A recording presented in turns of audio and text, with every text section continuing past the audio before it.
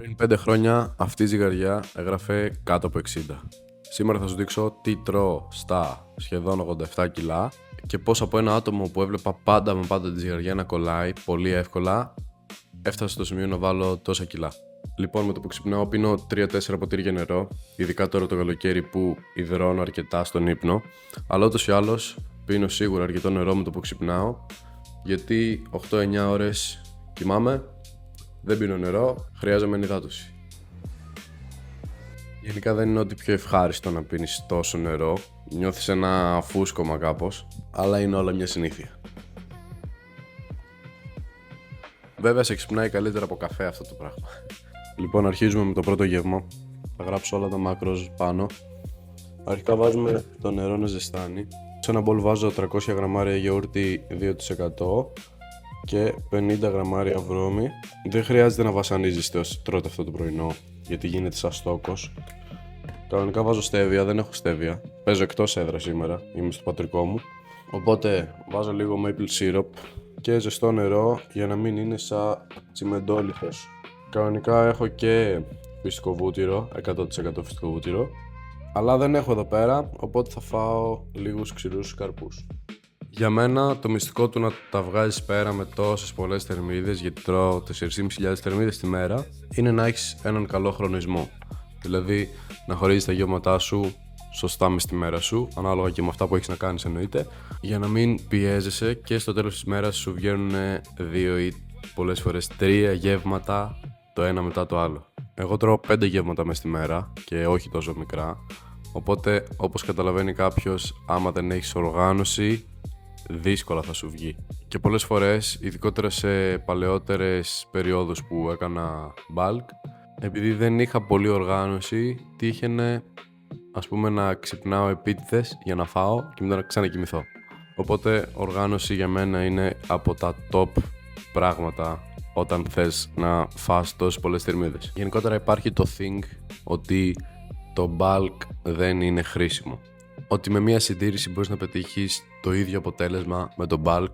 Σίγουρα μπορείς να πετύχεις ένα body recomp, δηλαδή να αυξήσεις τη μυϊκή σου μάζα και να μειώσεις το λίπος σου ταυτόχρονα. Αλλά από ένα σημείο και μετά δεν θα έλεγα ότι είναι τόσο εύκολο. Σίγουρα όταν θα αρχίσεις γυμναστική, ό,τι και αν κάνεις θα μεγαλώσεις. Το σώμα σου δέχεται ρέθισμα, λέει τι στον μπούτσο γίνεται εδώ, πρέπει να μεγαλώσω και θα βάλεις μυϊκή μάζα. Μάλλον αν κάνεις κάποια βασικά πράγματα τουλάχιστον. Οπότε θα έλεγα ότι μια συντήρηση στις θερμίδες θα μπορούσε να σε βοηθήσει όσο είσαι σε αρχάριο επίπεδο. Αλλά όσο περνάει ο καιρός και περνάνε τα χρόνια, τόσο θα μειώνεται ο ρυθμός με τον οποίο βάζεις μυϊκή μάζα. Καλός ή κακός. Οπότε πρέπει να δημιουργήσεις εσύ στο σώμα σου τις συνθήκες για να βάλει μυϊκή μάζα. Και οι καλύτερες συνθήκες για να βάλεις μυϊκή μάζα είναι να είσαι σε πλεόνασμα. Οπότε ναι, αν παίρνεις σοβαρά τη γυμναστική και κάνεις προπόνηση λίγο παραπάνω καιρό από τον μέσο άνθρωπο, νομίζω ότι το bulk είναι η καλύτερη επιλογή για σένα. Λοιπόν, συνεχίζουμε στο μεσημεριανό pre-workout γεύμα. Θα κάνω και ένα snack μετά πριν την προπόνηση, μια μπανάνα, λίγο μέλι. Λοιπόν, εγώ τρώω 270 γραμμάρια ρύζι, ομή ζύγηση. Αυτοί που ξέρουν καταλαβαίνουν για τι ποσότητα ρυζιού μιλάμε. Μιλάμε για ακραία πολύ φαΐ, αλλά νιώθω ότι πλέον το έχω συνηθίσει αρκετά και κατεβαίνει πολύ γρήγορα. Δεν κατεβαίνει τόσο εύκολα, αλλά κατεβαίνει γρήγορα, δηλαδή μπορώ σε 10 λεπτά να το έχω φάει αυτό το ρύζι. Τώρα βγάλτε χαρτί και μολύβι. Όταν θες να ετοιμάσεις ρύζι, είτε για 2 άτομα, όπως θα κάνω εγώ τώρα, βάζω το δικό μου ρύζι και το ρύζι του πατέρα μου, που είναι 120 ομό. Προφανώς δεν θες να κάνεις 2 βρασίματα, δεν θες να ψήσεις 2 φορές το ρύζι, θα σου πάρει πολλή ώρα. Οπότε τι κάνεις, μετράς όλο το ρύζι ομό, τώρα μου βγαίνει 270 και 120, 390. Οπότε από αυτόν τον αριθμό, το 390, εγώ διαιρώ το 270. 270 δια 390 είναι περίπου το 70%, δηλαδή 0,7. Και το 120 είναι το περίπου 30%, το υπόλοιπο ρύζι που μένει. Οπότε παίρνω το 70% το δικό μου και το 30% του άλλου ατόμου που θα ψήσει το ρύζι. Και αφού βράσω το ρύζι, το μετράω ψημένο και παίρνω το 70% του ψημένου. Δηλαδή, αν μου βγει 1000 γραμμάρια, το 70% του 1000 είναι το 700. Εγώ έχω 700 γραμμάρια, ο πατέρας μου έχει 300 γραμμάρια. Εννοείται αυτό μεταφράζεται και σε άλλες περιπτώσεις. Π.χ. θες να βράσεις το ρύζι σου σήμερα και αύριο. Το ρύζι σου σήμερα που έχεις μέρα προπόνησης για παράδειγμα, μπορεί να είναι περισσότερο από το ρύζι που θα φας αύριο. Κάνεις τα μαθηματικά, έχεις το ρύζι σου σήμερα και έχεις ήδη έτοιμο και το αυριανό σου ρύζι, μετρημένο με τη μέθοδο τέλος πάντων που είπα πριν. Ζεστό νεράκι. Λοιπόν, το αφήνουμε να βράσει και παίρνουμε το κοτόπουλο. Λοιπόν, εγώ τρώω 150 γραμμάρια κοτόπουλο ψημένο στο μεσημεριανό μου και σε επόμενο γεύμα έχω άλλα 100 γραμμάρια. Αλλά επειδή βαριέμαι να φάω τα άλλα 100 γραμμάρια στο επόμενο γεύμα, θα τα φάω όλα τώρα. Λοιπόν, εγώ το κοτόπουλο το κάνω στο air fryer, χωρίς λάδι, χωρίς τίποτα. Και γίνεται τέλειο. Δεν μπορώ να καταλάβω το λόγο για τον οποίο δεν αρέσει σε πολύ κόσμο το φιλέτο στήθος. Πειραματίσου λίγο με το χρόνο και τη θερμοκρασία που βάζει το κοτόπουλο και βρες πότε είναι το καλύτερο. Δεν χρειάζεται να σου βγει τέρμα στεγνό σαν τσίχλα. Ωστόσο, άμα θες να είσαι σίγουρος ότι δεν θα πάθεις καμία σαλμονέλα, κάντο full στεγνό. Εννοείται βάζω μπόλικο αλάτι, ειδικά τώρα που είναι καλοκαίρι, το χρειάζομαι έξτρα. Επίσης χρησιμοποιώ γλυκόξυνη πάντα, που είναι μια έτοιμη σάλτσα ουσιαστικά και δίνει πάρα πολύ γεύση στο ρύζι με το κοτόπουλο ή ό,τι άλλο τρώω. Και τώρα που το είπα αυτό, ναι, μεσημέρι αυτό το γεύμα το κάνω είτε με κοτόπουλο, είτε μία φορά τη βδομάδα με σολομό στο τηγάνι, είτε με μοσχαρίσιο κιμά άπαχο και άμα βαρεθώ το ρύζι το εναλλάσσω με μακαρόνια. Απλά είχα μια φάση που έτρωγα μόνο μακαρόνια, τα συχάθηκα, τώρα τρώω μόνο ρύζι μέχρι να το συχαθώ και αυτό και να αρχίσω να τρώω πάλι μακαρόνια. Και τον κιμά επίσης 1 με 2 φορές την εβδομάδα. Λοιπόν, αυτό εδώ πέρα είναι το γεύμα, βάζω και λίγο ακόμα γλυκόξυνη. Ναι, γενικότερα το συνηθίζω να τρώω σε μπολάκια ή λεκάνες. Τρώω αυτό και σε κανένα 2 ώρο έχω φύγει για προπόνηση. Τρώω και μια μπανάνα με λίγο μέλι και φύγαμε. Καφές αληθείας. Λοιπόν, μόλις τελείωσα προπόνηση και έχει έρθει η ώρα για το post-workout. Όπως είδατε, ήπια ένα φρεντάκι πριν την προπόνηση. Γενικά, νομίζω ο καφές με βολεύει πολύ πριν την προπόνηση. Είναι για μένα από τα καλύτερα pre-workout.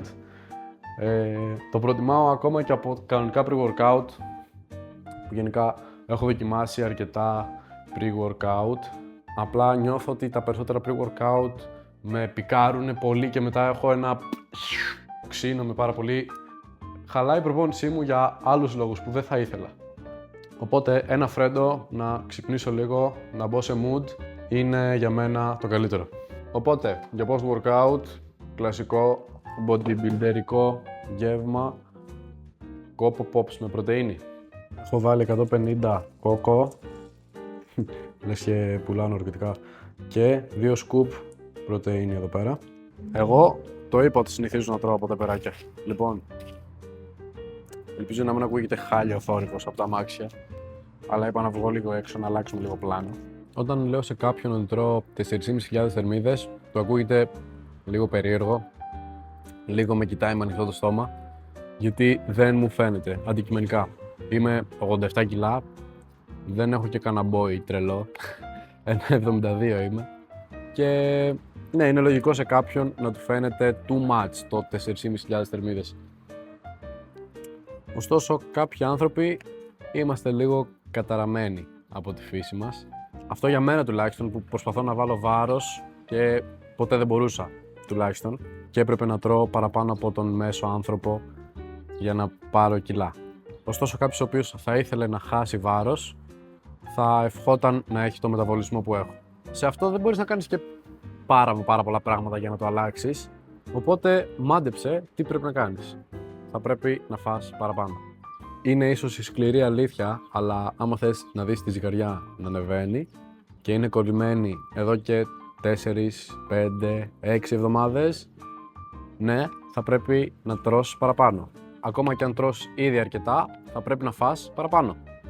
Χωρίς αυτό να σημαίνει απαραίτητα ότι πρέπει να κάνεις βιαστικές αποφάσεις και να αυξάνεις πάρα πολύ τις θερμίδες σου εβδομάδα με τη βδομάδα.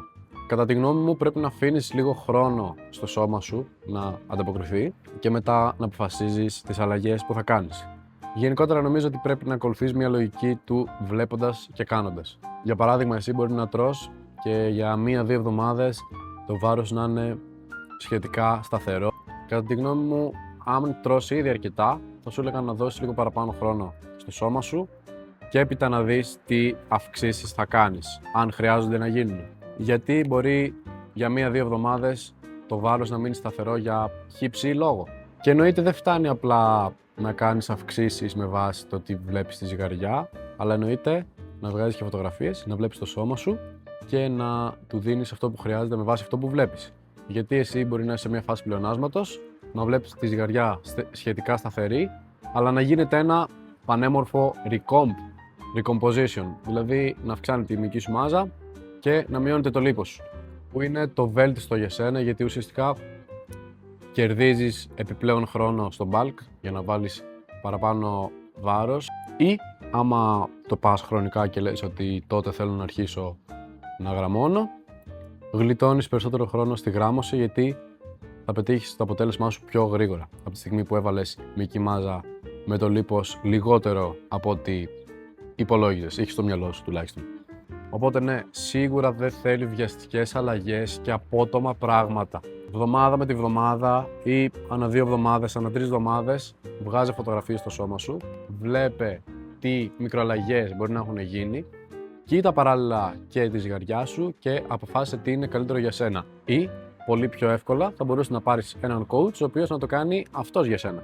Βρίσκεις ένα coach που σου ταιριάζει και το κάνει αυτός για σένα. Γενικά, ένας personal trainer, ένας online coach, ένας προπονητής γενικότερα, θα σου γλιτώσει πολύ χρόνο, ειδικά άμα ξέρει τι κάνει, θα σου γλιτώσει πολλά λάθη, θα σου γλιτώσει τραυματισμούς που μόνος σου μπορεί να τους αποκτούσες, αλλά μαζί του να τους απέτρεπες, και γενικά είναι μια αρκετά σοφή επιλογή ο coach. Κυριολεκτικά, τα πρώτα 2 χρόνια που έκανα μόνος μου προπόνηση, είχα τους περισσότερους τραυματισμούς, είχα τις περισσότερες ενοχλήσεις στο σώμα μου. Όταν άρχισα να κάνουμε προπονητή, personal trainer, τον 3ο χρόνο, άρχισαν να μειώνονται οι τραυματισμοί, είχα κάποιες ενοχλήσεις, τις πρόσεχα, και τον τελευταίο 1,5 χρόνο που κάνω με online coach, έχω τις λιγότερες ενοχλήσεις. Και πάλι είμαι πιο δυνατός από τότε, σηκώνω πολύ παραπάνω κιλά, κάνω πιο επικίνδυνες ασκήσεις. Πάντοτε απέφευγα τα deadlift, τις πολύ ελεύθερες ασκήσεις κτλ. Και τώρα που κάνω αρκετά και από αυτές και από μηχανήματα, με σωστή τεχνική, προοδευτική επιβάρυνση, βλέποντας τι λειτουργεί πάνω στο σώμα μου, όλα αυτά, έχω καταφέρει να έχω όσο δυνατόν λιγότερες ενοχλήσεις. Πάμε τώρα λίγο πιο συγκεκριμένα να πω για τα Coco Pops 2 πράγματα. Ωραία. Αρχικά είναι το αγαπημένο μου γεύμα, γιατί είναι το πιο γρήγορο, το πιο εύκολο και παίρνω πολύ γρήγορα τις θερμίδες που χρειάζομαι. Δεν με φουσκώνουν γενικότερα, για μένα είναι πολύ καλή πηγή, ειδικότερα στο bulk. Και μου λένε πολύ, Μάνο, μα καλά τρως Coco Pops, δηλαδή δεν είναι ανθυγιεινό. Δεν θα έλεγα ότι είναι ό,τι πιο υγιεινό υπάρχει, ωστόσο θα πω τα συστατικά του. Ρύζι, ζάχαρη, σιρόπι γλυκόζης, σκόνη κακάο με χαμηλά λιπαρά, αλάτι, κακαόμαζα, εκχύλισμα βίνης και κρυθαριού, αρωματική ύλη, νιασίνη, σίδηρος, βιταμίνη B6, ριβοφλαβίνη, θιαμίνη, φωλικό οξύ, βιταμίνη D, βιταμίνη B12. Έχει 84 υδατάνθρακα, εκ των οποίων σάκχαρα είναι τα 17. Οπότε ναι, από δημητριακά πιστεύω τα Coco Pops είναι από τις καλύτερες επιλογές. By the way, αν είσαι σε budget, θα σου πρότεινα να μην πάρεις τα original, υπάρχουν πολύ πιο φθηνά, αλλά αυτό σε μελλοντικό βίντεο θα πω πώς μου βγαίνει όσο το δυνατόν φθηνότερη η διατροφή μου. 4,5 calories, θα πω πόσο μου βγαίνει μέσα στη βδομάδα κτλ. Stay tuned!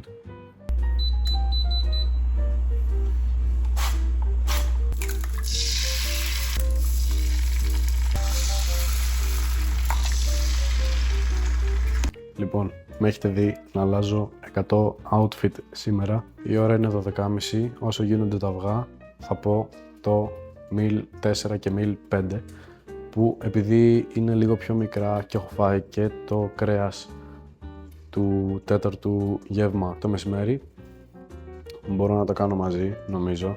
Κανονικά δεν θα έπρεπε, αλλά πρέπει να ξυπνήσω 6 ώρα το πρωί και δεν έχω χρόνο να κάνω πιο μετά το επόμενο γεύμα.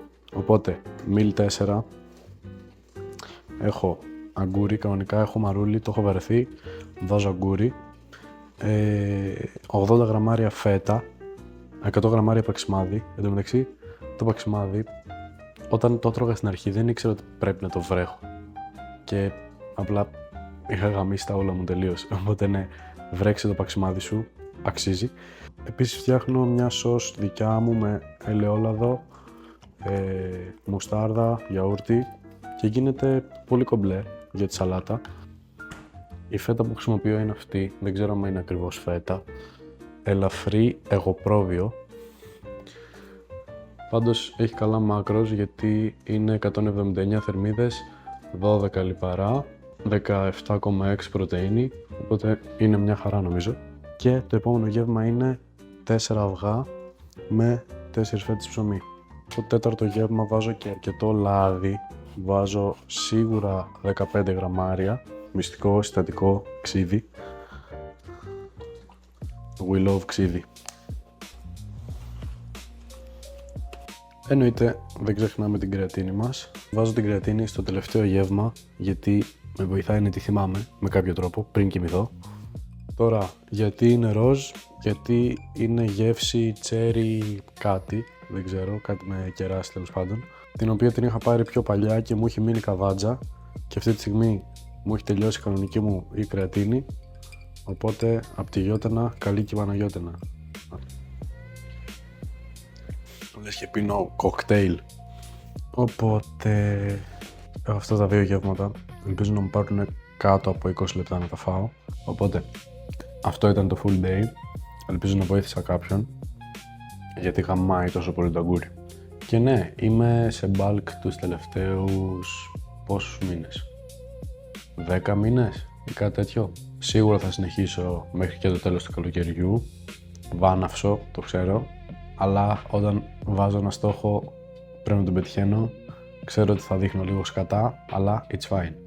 Γενικότερα το κάποιος βλέπει λίγο πιο σοβαρά τη γυμναστική, πόσο μάλλον το bodybuilding, και θέλει να βάλει βάρος αλλά φοβάται και πρέπει να μπει σε bulk, νομίζω ότι θα πρέπει απλά να προσαρμοστεί λίγο με την ιδέα ότι το σώμα του θα έχει παραπάνω λίπος. Ίσα ίσα μετά, όταν θα έρθει η στιγμή που θα γραμμώσεις, νομίζω νιώθεις πολύ παραπάνω την ανταμοιβή. Από προσωπική άποψη τουλάχιστον το λέω. Τα συνολικά macros είναι αυτά που μάλλον δείχνω αυτή τη στιγμή στην οθόνη. Οπότε ναι, αυτά για σήμερα. Eat big, get big. Αυτά. Τα λέμε στο επόμενο.